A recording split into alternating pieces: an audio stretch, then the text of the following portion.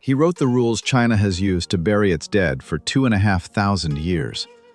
His own mother he left in a coffin at a crossroads called the Road of Five Fathers, because she died without ever telling him where she'd hidden his father. He taught that everyone must know their place in the world. He found his own at 68. Confucius. His father died when the boy was 3. At least, that's what the Shiji says, China's main historical record, written by Sima Qian a century later. His mother was Yan Zhengzai, about 19 when she gave birth to a son by a 60-year-old soldier named Shu Lianghe. Their union wasn't formalized properly. In that era, they called marriages like that wild, not because the couple didn't love each other, they just didn't go through all the ceremonies. The boy grew up in a village called Zhou in the state of Lu, a small kingdom on the eastern edge of what we now call China. Since his father died early and his mother belonged to a junior branch of the clan, the family was poor. When he turned 17, his mother died. And here's what he'd later build his whole philosophy around. He didn't know where his father was buried. His mother had hidden it her whole life. You couldn't just put a woman in the ground. She had to lie next to her husband. So he set her coffin down at that crossroads, the Road of Five Fathers, and waited. An old woman from a neighboring village told him, "Mount Fang, east of the city." Only then could he bury his mother beside her husband, the way you're supposed to. He counted grain and watched cattle. Then he started teaching princes how to rule. For the rest of his life, he'd keep coming back to this question. What does "supposed to" even mean? He called it li, not ritual the way we mean it, not a party or empty form. These are the rules that keep society from falling apart. Who you are, who your father was, how you stand, how you bow, how you bury the dead, how you talk to someone above you. Without this, he believed, people get lost and start killing each other. Not because they're evil, just because they don't know who they are, so they reach for places that aren't theirs. At 19, he married. Her name was Qi Guan. They had a son, Kong Li, called Boyu, eldest son. Then daughters.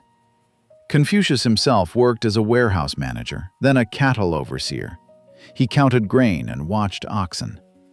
At 27, he became an assistant at sacrifices in Lu's main temple, meaning he made sure ceremonies ran right, that no one messed up the order or insulted the ancestors' spirits. At 30, he opened a school and did something nearly impossible for that time. He took students based on ability, not birth. Poor kids, farmers' sons, merchants, anyone could come if they had the mind for it. He called it education without class distinction. It's like if today a professor from a broke family opened a free university for everyone and said he was just bringing back medieval traditions. Except he really did say he was restoring the ancient order. You have to wonder if he believed it himself, because there's zero proof things ever worked that way in the past. Maybe he couldn't admit he was breaking the system, because he'd spent his whole life preaching that new equals chaos and old equals order. And if you're making something new, that makes you chaos too. At the same time, he was building something he called Zhen. Not just love for people, but the ability to see yourself in someone else. He didn't give canned answers. One student asked what Zhen was, and he said, "Love people." Another asked the same thing, and he said, "Don't do to others what you don't want done to you." A third, "Show respect." He wasn't teaching formulas, he was teaching thinking. Everyone had to find their own path to virtue. If you follow rules only because you're scared of punishment, you're a slave. If you follow them from compassion, you're a junzi, a noble person. And here's the thing. Noble person isn't a blood title, the way everyone thought back then. It's someone who chooses virtue every single day. That was a revolution wearing a conservative mask. At 50, his life flipped. He became Chief Justice Advisor in Lu, basically the minister who kept order. And here he tried to put his big idea into practice, ruling by personal example, what he called de. Simple concept: the ruler is a mirror for the people. Live by the rules, be honest, and people follow without whips or executions. Lie and slack off, and laws are useless no matter how harsh. In Lu, it actually worked. Crime dropped, and the powerful neighboring state of Qi even gave up disputed land after negotiations because they saw Lu had its act together. He proved honesty works. He forgot to check if it works when your boss doesn't want to be honest. Because a year later, Qi sent 80 dancing girls. The ruler of Lu and his guys got obsessed. Didn't show up for work for 3 days. Then, after the next sacrifice, when they customarily handed out meat to officials, Confucius just didn't get any. Not punishment for a mistake, silent exile. The signal? You're not inside anymore. You're not one of us. So he left. At 55, with a group of students, into 14 years of wandering. He rode from court to court offering his service.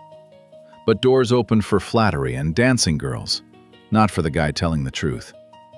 In one state, the ruler listened to his advice, but was scared to give him a post, scared of his own courtiers. In another, they threatened to kill him. In a third, the students panicked and scattered, nearly losing each other. In Chen and Kai, 2 other states, they starved so bad they couldn't stand up. This is in the Analects, the book of Confucius's conversations with students, put together after his death. In a town called Kuang, locals mistook him for someone else, an enemy, and surrounded him. That's when he said, "If heaven doesn't want the culture of the ancient kings to die, who can kill me?" He believed in Tian, heaven, not a personal god who talks and punishes, more like moral order built into the world, the way seasons work. He thought heaven gave him a mission: save this culture from being forgotten. That was what kept him going when doors kept slamming. But life kept arguing back. In 482 BC, his son Boyu died, about 50 years old. The father outlived the son. Some accounts say their relationship was strained. The son didn't fully follow his path. But death is death. Then, in 481, Yan Hui died. Yan Yuan. His best student, the one who understood him without words, lived in a shack, ate noodles with onion skins, and was happy because meaning was nearby. Confucius wept inconsolably. The students said, "Teacher, you grieve too much." He answered, "Inconsolably? If not for him, then for who?" Then he shouted, "Heaven destroys me! Heaven destroys me!" That's in the Analects, chapter 11. Not a later legend. Not interpretation. His own words, recorded by his students. You ever believe the world should be fair, until it took someone who didn't deserve it? Then there was Zilu, rough, loyal, fearless. Confucius once said about him, "He'll die a violent death." And sure enough, in 480 BC, a year before the teacher's death, Zilu fell in battle. Confucius probably heard. Another voice gone. Another son he outlived. Here's what's strange. His whole life he said heaven is justice, that virtue is protected from above. But his life read like proof of the opposite. Father died when he was a baby. Mother hid the truth. Son died before him. Best student died young. Politicians used him and threw him away. And instead of renouncing heaven, he said, "Heaven doesn't speak, but the 4 seasons go on." Beautiful words. But what if heaven is silent not because everything runs its course, but because it just doesn't answer? He once said that at 15 he committed himself to learning. At 30 he stood firm. At 40 he had no doubts. At 50 he understood heaven's will. At 60 he could hear anything and understand. At 70 he could follow his heart's desire without breaking rules. Sounds like victory. Except at 70 he was editing texts in exile from power, having outlived his son and his best students. So, follow your heart's desire isn't happiness. It's exhaustion when there's nothing left to lose. In 484 BC, he returned to his home state of Lu. He was 68. They didn't give him a post, an old man with reputation but no power. So he started editing ancient texts. The Shujing, Book of Songs, with old hymns and folk songs. The Shujing, Book of Documents, with speeches of ancient kings. The Chunqiu, Spring and Autumn Annals, a chronicle of his state from 722 to 481 BC. He never wrote his own treatises, but these texts he compiled and edited became the backbone of Chinese civilization. He moved order into Wen, culture, words, texts. If the living betray you, if heaven stays silent, let order survive in books. He cut, corrected, inserted words between lines. Not because he wanted power, just that if you can't govern people, you govern texts. Words there don't die, don't betray, don't demand dancing girls. Every character carved with a knife into bamboo strips was an anchor. If the world drifts, at least words should hold their ground. In 479 BC, he died, 73 years old.